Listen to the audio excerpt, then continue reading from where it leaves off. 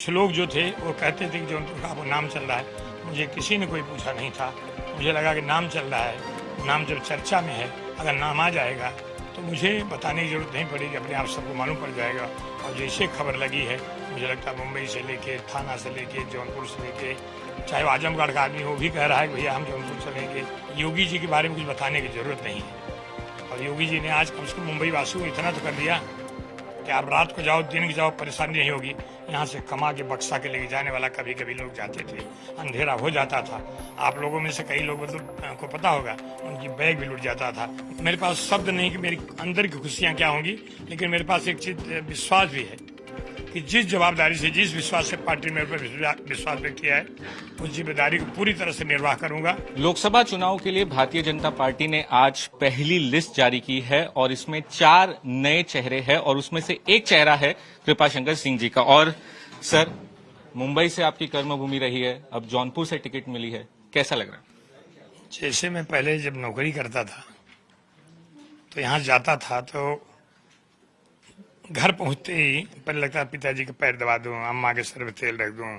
अम्मा ने मेरे सर पे तेल दे के बड़ा किया है। हाँ, तो माँ बाप तो नहीं है, लेकिन जौनपुर की सेवा करने के लिए भारतीय जनता पार्टी में जो लोकसभा को उम्मीदवार बनाया, मुझे लगता है कि ईश्वर की बहुत बड़ी कृपा है कि ऐसे समय जहां मेरे राजनीतिक क्षेत्र हमारा मुंबई महाराष्ट्र हो, लगभग 4 दशकों से मैं यहाँ पे कर रहा हूँ और मुझे इसे भेजा गया। मेरे पास शब्द नहीं कि मेरी अंदर की खुशियां क्या होंगी, लेकिन मेरे पास एक चीज विश्वास भी है कि जिस जवाबदारी से, जिस विश्वास से पार्टी ने मेरे पर विश्वास व्यक्त किया है, उस जिम्मेदारी को पूरी तरह से निर्वाह करूंगा। और मैं जैसे प्रवेश किया था पार्टी में, तब जो पार्टी ने मुझे कहा था, पूछा था कि आपको क्या कुछ कहना है, कुछ नहीं कहना है, एक विश्वास आप मेरे ऊपर करिए, अगला विश्वास मैं जीत करके रहूंगा। मुझे लगता है आज उम्मीदवारी जो मुझे दी गई है, मैंने उनके विश्वास जीता है। अब जौनपुर जाकर के, जौनपुर जनपद के सभी हमारे मतदाता और जो लोग हैं, उनका विश्वास जीत करके फिर प्रधानमंत्री जी के 400 पार वाली लिस्ट में जौनपुर का नाम अंकित होगा।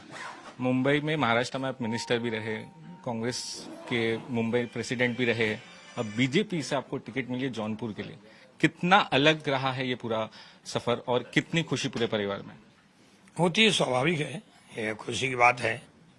और मुझे वो दिन याद है कि जब मैं विधान परिषद का सदस्य बना था 94 में, तब भी उसी ढंग से हमारे समाज के लोग, महाराष्ट्र के लोग, शुभचिंतक के लोग, मीडिया के लोग मुझे प्यार दिए थे। जब मैं मंत्री बना था तब भी हमको प्यार दिए थे।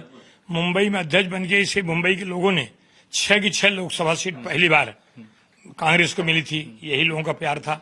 और आज जैसे खबर लगी है, हालांकि 2-3 दिन से जिनको कहीं से भनक लगती थी, अखिलेश चौबे जी एडवोकेट हैं, कल भी उन्होंने कहा भैया आप बोल नहीं रहे हैं, आपको बताया गया। हमका बताया गया तो मैं क्यों नहीं बताता। तो बहुत सारे ऐसे वेलविशर हमारे शुभचिंतक जौनपुर से यहाँ, और जैसे खबर लगी, जौनपुर का हमारा जो जिला अध्यक्ष है पुष्पराज सिंह, सुशील मिश्रा जनरल सेक्रेटरी है, वो लोगों ने वहां से बैठ करके वहां मतलब पटाखे छोड़े, वहां लोगों ने स्वागत किया, कब आओगे करके। तो ये जो, यही मेरी एनर्जी, यही मेरी ताकत है।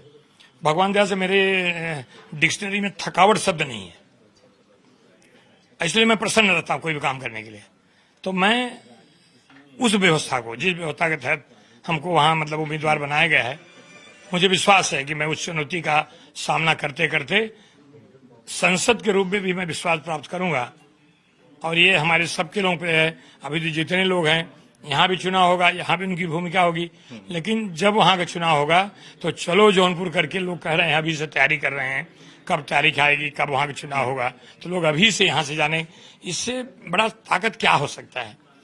और महाराष्ट्र के नेता आदरणीय देवेंद्र फडणवीस जी के मार्गदर्शन मैंने काम किया है, उनके काम करने के तौर तरीके आज तक कोई समझ नहीं पाता है। ऐसे आदरणीय प्रधानमंत्री नरेंद्र मोदी जी जब उनको मिलने गए थे तो उन्होंने एक ही बात कहा था, कृपा भाई आप कर्मठ हो। आपने, आज भी आपको लोग गृह राज्य मंत्री बहुत हुए होंगे, लेकिन आज भी आपको पूर्व गृह राज्य मंत्री के नाम से जाना जाता है, बड़ी बात है। और निराश नहीं होना। बीजेपी अपने जो कैंडिडेट के नाम डिक्लेयर करती है तो काफी उसके लिए स्टडी करती है, आपने अपनी तरफ से कुछ तैयारियां की थी कि जौनपुर से मुझे टिकट मिल जाए? नहीं, कोई तैयारी नहीं, कोई तैयारी नहीं।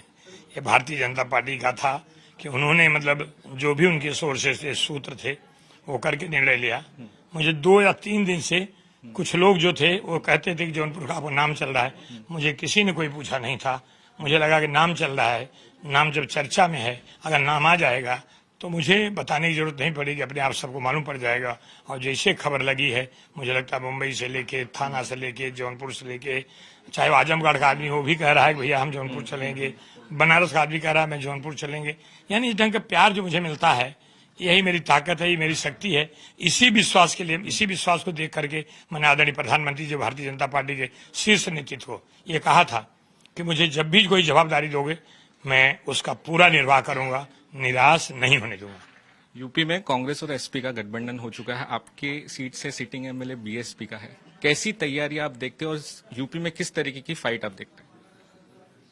मैं इतना ही कह सकता हूं, उत्तर प्रदेश की 80 लोकसभा भारतीय जनता पार्टी के सांसद बनेंगे। आदरणीय नरेंद्र मोदी जी का नेतृत्व और जगत प्रसाद नड्डा जी की संगठन की क्षमता, उनके साथ हमारे वीर संतोष जी हैं, चाणक्य कहे जाने वाले राजनीति के हमारे गृह मंत्री आदरणीय अमित भाई शाह हैं, देश के रक्षा मंत्री राजनाथ सिंह जो भी उत्तर प्रदेश आते हैं।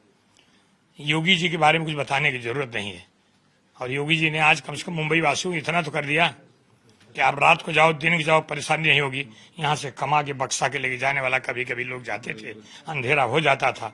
आप लोगों में से कई लोग मतलब को पता होगा, उनकी बैग भी लुट जाता था, उनकी कमाई लुट जाती थी। आज 12 बजे 1 बजे भी लोग जाएं तो न वो लुटते हैं न उनकी कमाई लुटती है, उल्टा उनका सम्मान करने के लिए लोग वहां खड़े रहते हैं। ऐसी व्यवस्था है।